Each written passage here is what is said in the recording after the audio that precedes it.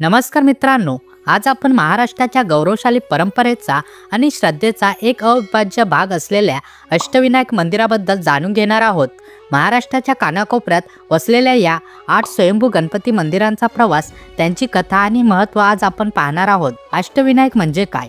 अष्टविनायक म्हणजे 8 गणपती। या 8ही मंदिरे महाराष्ट्राच्या पुणे, अहमदनगर आणि रायगड जिल्ह्यामध्ये आहेत। या मंदिराच्या मूर्ती स्वयंभू आहेत, म्हणजे त्या मानवाने बनवलेल्या नसून निसर्गतः तयार झालेल्या आहेत। प्रत्येक मंदिराची स्वतःची अशी वेगळी कथा आणि ओळख आहे।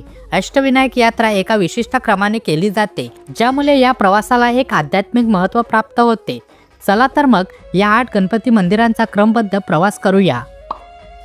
अष्टविनायक यात्रेची सुरुवात मोरगावच्या मोरेश्वर मंदिरापासून होते। हे मंदिर कऱ्हा नदीच्या काठी आहे। या गणपतीला मयुरेश्वर असेही म्हणतात, कारण गणपतीने मोरावर बसून सिंधू नावाच्या राक्षसाचा वध केला होता, अशी आख्यायिका आहे। भीमा नदीच्या काठी असलेले हे मंदिर अहमदनगर जिल्ह्यात आहे। या गणपतीला सिद्धिविनायक म्हणतात, कारण भगवान विष्णूने शिवाची स्तुती करून सिद्धी प्राप्त केली होती, अशी कथा आहे। भगवान विष्णूंनी सृष्टीची निर्मिती करताना येणाऱ्या अडथळ्यावर मात करण्यासाठी या ठिकाणी गणपतीची उपासना केली होती।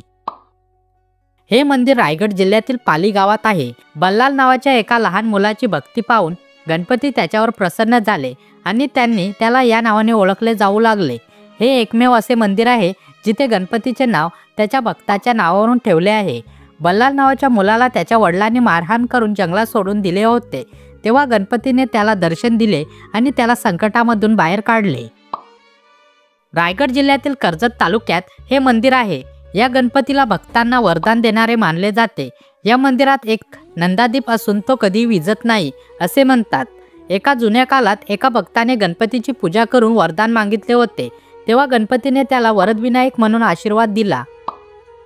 पुण्याजवळ मुलामुठा नदीच्या संगमावर हे मंदिर आहे।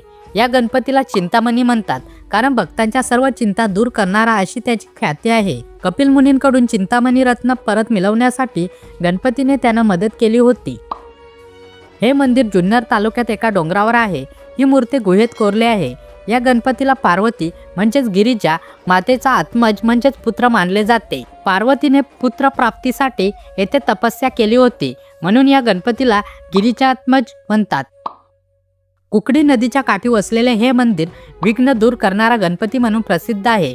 विघ्नासूर नावाच्या राक्षसाला मारण्यासाठी गणपतीला येथे बोलवण्यात आले होते, असे मानले जाते। अष्टविनायकातील हा शेवटचा गणपती आहे। या मंदिराची मूर्ती अतिशय भव्य आहे।